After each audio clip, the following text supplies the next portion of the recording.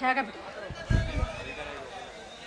ನೀವು ಏನಿವತ್ತು ಕಮ್ಮಿ ಏನಿಲ್ಲ, ತುಂಬಾ ಚೆನ್ನಾಗಿ ಕಾಣಿಸ್ತಾ ಇದ್ದೀರಾ.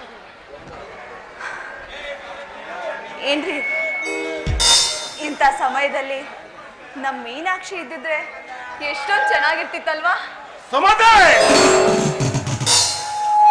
ಮನೆಯಲ್ಲಿ ಅವಳ ಹೆಸರ ಯಾರು ಯಾವತ್ತು ಮಾತಾಡಬಾರ್ದು. ಅವಳನ್ ಪಾಲ್ಗೆ ಎಂತ ಸತ್ತವಳೆ, ಅವಳೆನ್ ಕೂಡ ಈ ಮನೆಯಲ್ಲಿ ಬರಬಾರ್ದು ಅಂತ ಅವಳ ಸಂಬಂಧಪಟ್ಟದ ಬಟ್ಟೆ ಫೋಟೋನ ಅವತ್ತೇ ಸುಟ್ಟು ಬುದ್ಧಿ ಮಾಡಿದ್ದೀವಿ. ಆದ್ರೂ ನಾನು ಕೋಪದ ಬಗ್ಗೆ ತಿಳಿದ್ರು ನೀನು ಅವಳ ಬಗ್ಗೆ ಅದ್ ಹಾಗಲ್ಲ ರೀ. ಆಗುವಲ್ಲ ಈಗೂ ಅಲ್ಲ. ಮುಚ್ಚು ಬಾಯ್.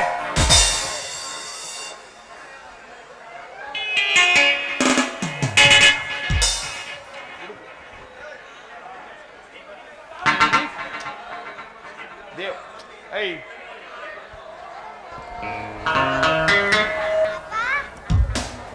ನೋಡಿ ನೋಡಿ ಬಂದು ನನ್ನ ಸರ್ವಸ್ವ.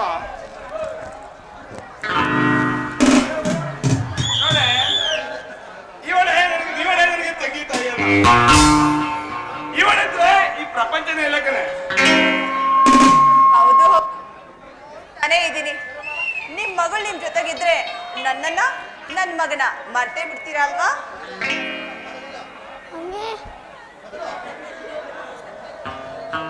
ನೋಡೆ ಉಗ್ರ ಮಗ ಉದ್ಭವ. ಈ ಉದ್ಭವನನ್ನ ಡ್ಯಾಡ್ ಮರೀತಾರ? ನೆವರ್. ಸಬಾಸ್ ಮಗನ ಸಬಾಸ್. ನೋಡೆ ಇವಳು ಅಂದ್ಕೊಂಡು ಇವನು ಅಂದ್ಕೊಂಡು ಇವರಿಬ್ರು ಮಕ್ಕಳು ನನಗೆ ಎರಡು ಕಣ್ಗಳಿದ್ದಂಗ ಕಣೆ. ಹಾ ಅಂದಾಗೆ ಸುಮತಿ, ನೀವು ಊರಿನಲ್ಲಿ ಯಾವ ರೀತಿ ಜನನ್ನ ಎದುರಿಸಿ ಬೆದರಿಸಿ ಬಾಳ್ವೆ ಮಾಡ್ತಾ ಇದ್ರು, ನಾನು ಅದೇ ರೀತಿ ಬಾಳ್ವೆ ಮಾಡ್ತೀನಿ. ಇಲ್ಲಾಂದ್ರೆ ನನ್ನ ಹೆಸರು ಉದ್ಭವನೇ ಅಲ್ಲ.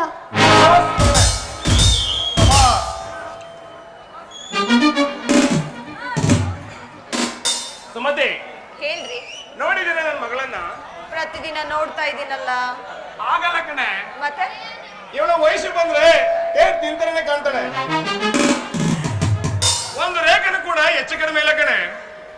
ಹೌದ್ರಿ, ನೀವ್ ಹೇಳೋದು ನಿಜ. ನಾನ್ ದಾರಿಲಿ ಹೋಗ್ಬೇಕಾದ್ರೆ ನನ್ನ ಸ್ನೇಹಿತರೆಲ್ರು ರೇಗಿಸ್ತಾ ಇರ್ತಾರೆ. ಏನೇ ಸುಮತಿ, ನಿನ್ ಮಗಳ್ ನೋಡಿದ್ರೆ ನಾಳೆ ಬೆಳಗ್ಗೆ ದೊಡ್ಡವಳಾದ್ಮೇಲೆ ಮಗಳು ಯಾರು ತಾಯಿ ಯಾರು ಅಂತ ಗುರ್ತಿಸೋಕೆ ಆಗಲ್ಲ ಅಂತ ರೇಗಿಸ್ತಿರ್ತಾರೆ.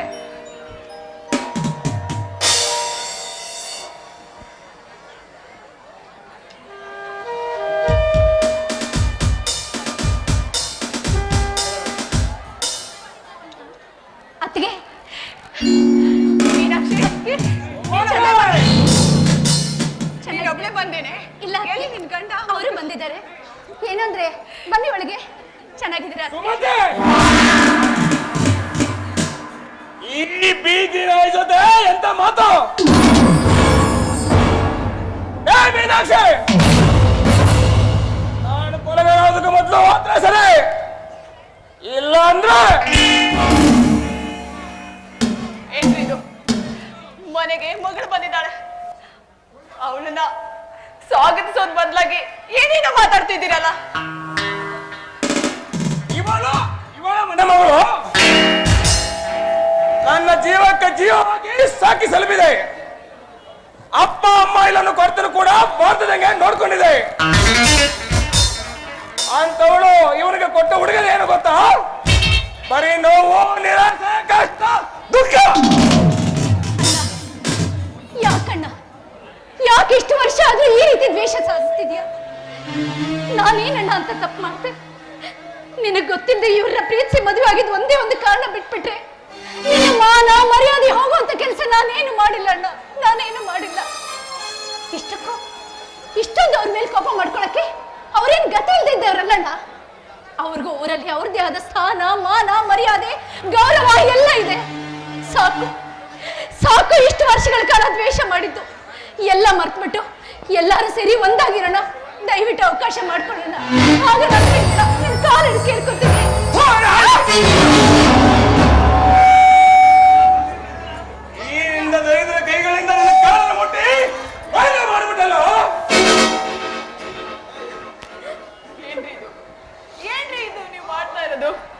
ನನ್ನ ಕಣ್ಣೆದ್ರಲ್ಲೇ ಮನೆ ಮಗಳನ್ನ ಈ ರೀತಿ ನಡ್ಕೊಳ್ಳೋದ? ಇಲ್ಲ ರೀ, ಇದಕ್ಕೆ ನಾನು ಅವಕಾಶ ಮಾಡ್ಕೊಡಲ್ಲ. ಅವಳು ನಮ್ಮ ಮನೆ ಮಗಳು, ಅವಳು ಕೊಡ್ಬೇಕಾಗಿರೋ ಗೌರವನ ನಾವು ಕೊಡೋಣ ಅಂದ್ರೆ, ಅದು ಬಿಟ್ಟು ನೀವ್ ಈ ತರ ನಡ್ಕೊಂಡ್ರೆ ನಾನ್ ಸುಮ್ನಿರಲ್ಲ ಅಷ್ಟೇ. ಬೇಡಮ್ಮ, 10 ಕರೆದು ಔತಣ ಮಾಡಿಸ್ಕೊಂಡು ಈ ಮೀನಾಕ್ಷಿ ಬಂದಿಲ್ಲ. ಈ ಮೀನಾಕ್ಷಿ ತವ್ರ ಮನೆಗೆ ಬೇಡವಾದ್ರು ನನ್ನ ಮನೆಗೆ ಭಾಗ್ಯ ದೇವತೆ. ಅವಳನ್ನ ಭಾಗ್ಯ ದೇವತೆ ರೀತಿ ನೋಡ್ಕೊಂಡಿದ್ದೀನಿ. ಅಂತವಳ ಕಣ್ಣಲ್ಲಿ ನೀರ್ ತೋರಿಸೋ ಇಂಥವ್ರು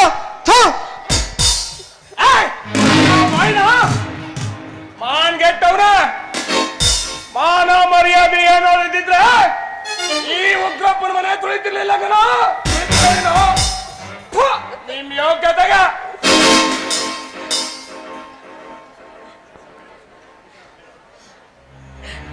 ಹೇಳ್ರಿ, ದಯವಿಟ್ಟು ದಯವಿಟ್ಟು ಇರತ್ತೆಲ್ಲ ಮಾತಾಡ್ಬೇಡಿ.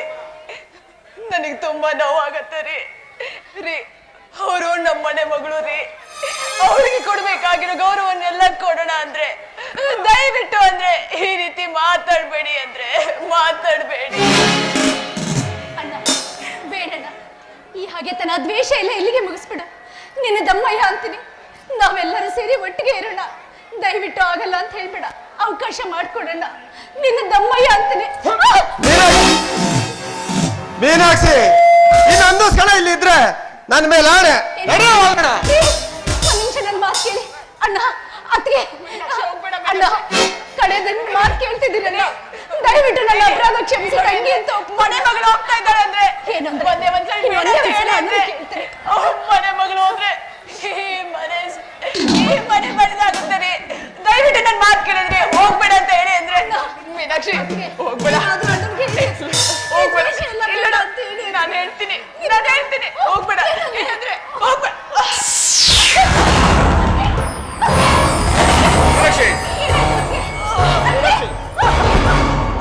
ಮೀನಾಕ್ಷಿ, ಮೀನಾಕ್ಷಿ, ಅವಳಿಗೆ ಮೀನಾಕ್ಷಿ, ಮೀನಾಕ್ಷಿ ಹೋಗ್ಬೇಡ ಅಂತ ಹೋಗುತ್ತಿದೆ ಸಾವಿನ ಕಡಲು, ಹೋಗುತ್ತಿದೆ ದೇಹದ ಒಡಲು, ಹುಟ್ಟು ಸಾವಿನ ನಡುವೆ ಕಣ್ಣೀರ ಕಡಲು, ಹುಟ್ಟು ಸಾವಿನ ನಡುವೆ ಕಣ್ಣೀರ ಕಡಲು, ಬರೀ ಕಣ್ಣೀರ ಕಡಲು. ಹೋಗುತ್ತಿದೆ ಸಾವಿನ ಕಡಲು, ಹೋಗುತ್ತಿದೆ ದೇಹದ ಒಡಲು.